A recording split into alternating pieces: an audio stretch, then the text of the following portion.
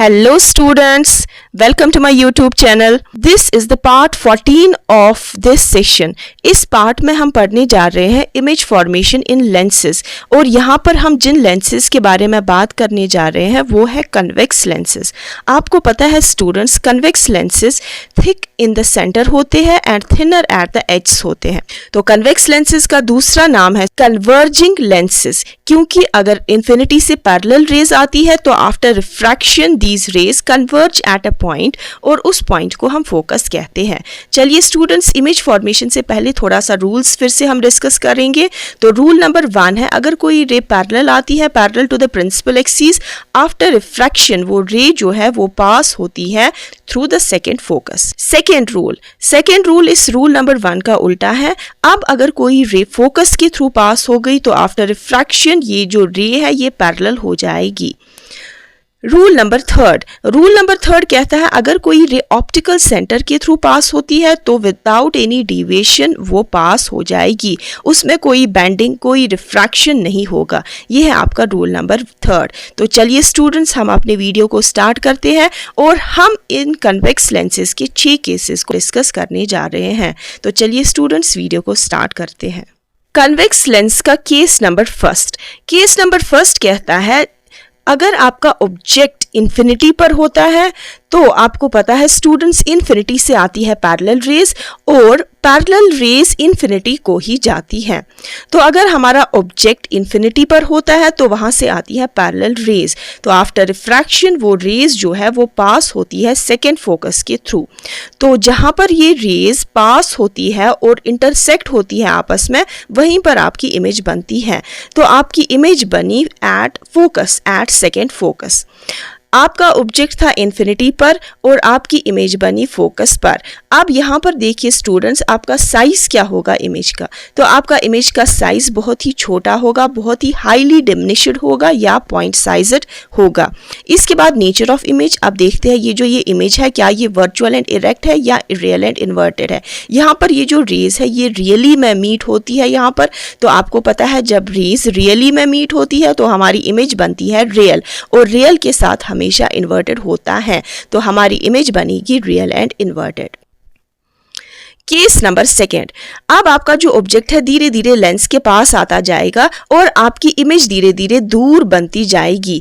Object आगे आगे आएगा लेंस के और इमेज दूर होती जाएगी।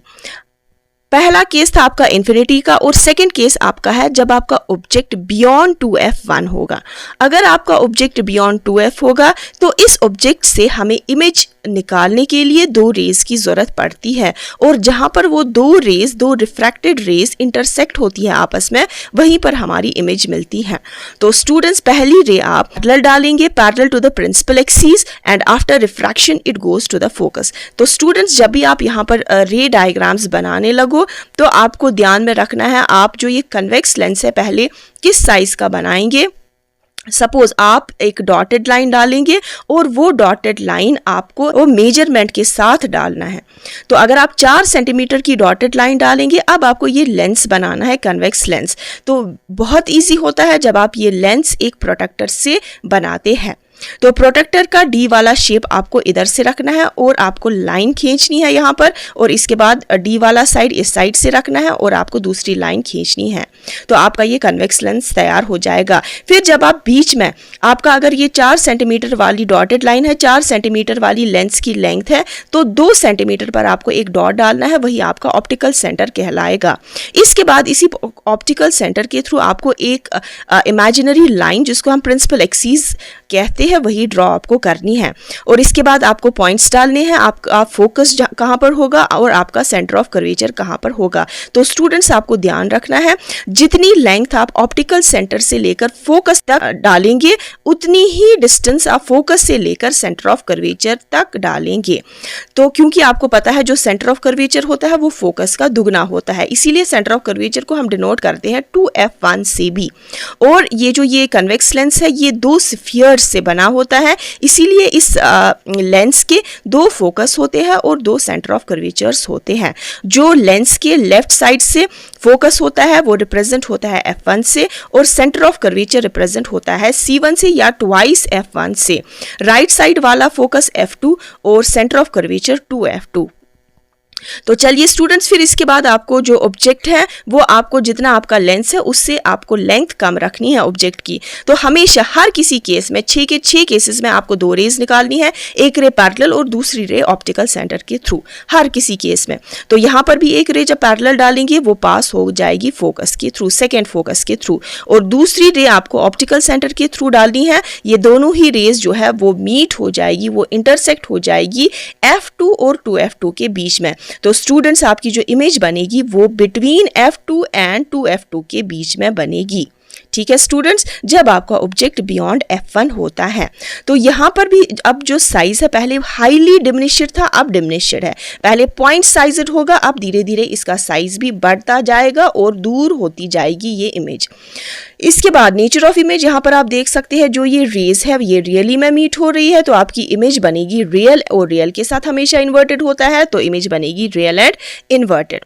यहाँ पर 5 केसेस में आपकी इमेज बनती है रियल एंड इन्वर्टेड, मगर छठा केस ऐसा है जिसमें आपकी इमेज बनती है वर्चुअल एंड इरेक्ट, जैसे आपने स्टूडेंट्स कनकी मिरर में पढ़ा था। कनकी मिरर के जैसे 6 केसेस बनते हैं, यहाँ पर कन्वेक्स लेंस में वही के वही 6 केसेस बनते हैं।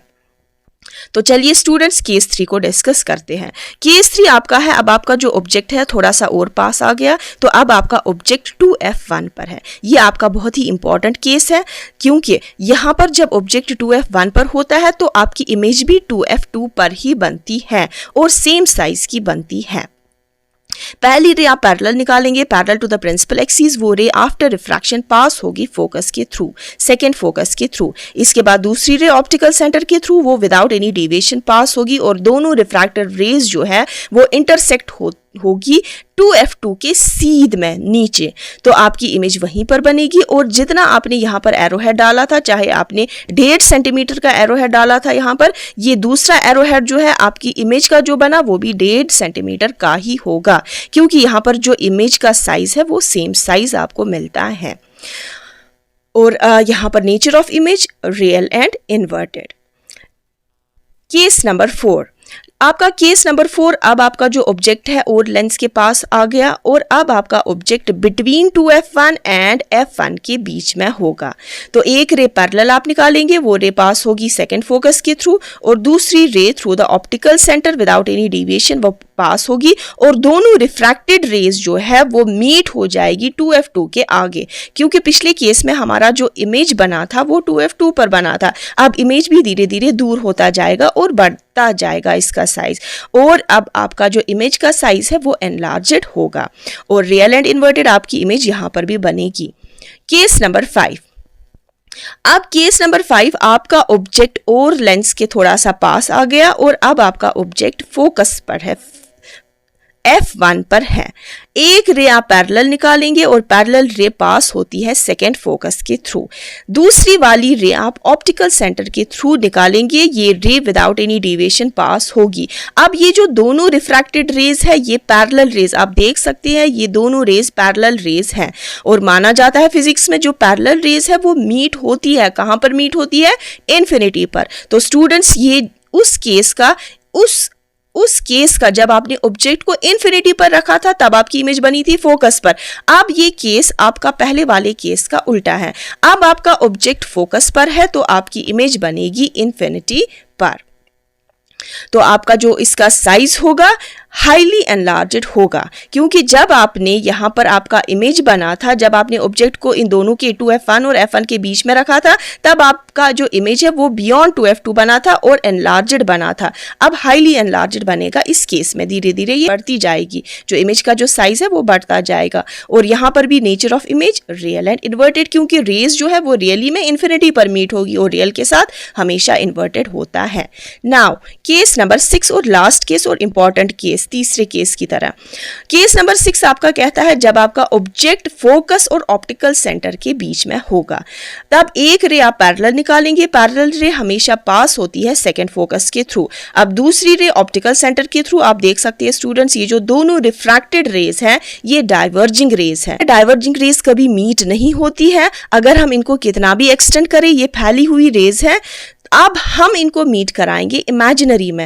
इमेजिनरी में हम इन दोनों रेज को एक्सटेंड करेंगे डॉटेड में। तो स्टूडेंट्स जब भी यहाँ पर स्टूडेंट्स काम करते हैं ना, ये डॉटेड में एक्सटेंड करते हैं, हमेशा ये बेंड करते हैं। यहाँ पर ये स्केल का जो एज है ये यहाँ पर रखते हैं पहले, फिर ये स्केल को घुमाते हैं। विद द रिजल्ट आपका यहाँ पर बेंड आता है। मैक्सिमम नंबर ऑफ स्टूडेंट्स ऐसे ही करते हैं। तो आपको बराबर यहाँ पर स्केल के एज रखने हैं और यही रे को आपको एक्सटेंड करना है। तो जहाँ पर ये दोनों रेज मीट हो जाएगी वहीं पर आपकी इमेज बनती है।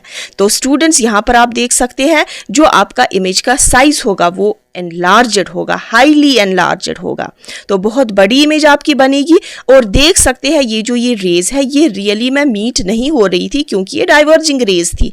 अब हमने इनको मीट कराया तो ये रेज वर्चुअल है। जिन रेज को हम ख्याली तौर पर मीट कराते हैं तो स्टूडेंट्स वो जो इमेज है वो वर्चुअल बनती है और वर्चुअल के साथ हमेशा इरेक्ट होता है। तो आपकी इमेज इरेक्ट बनती है।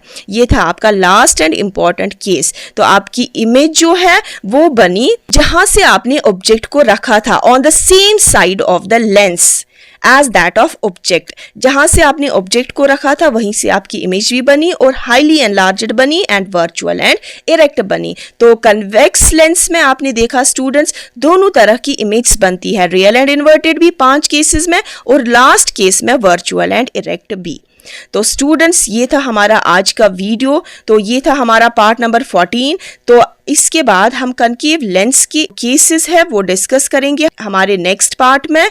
तो स्टूडेंट्स मिलते हैं नेक्स्ट वीडियो में नेक्स्ट टॉपिक्स के साथ। Till then good bye.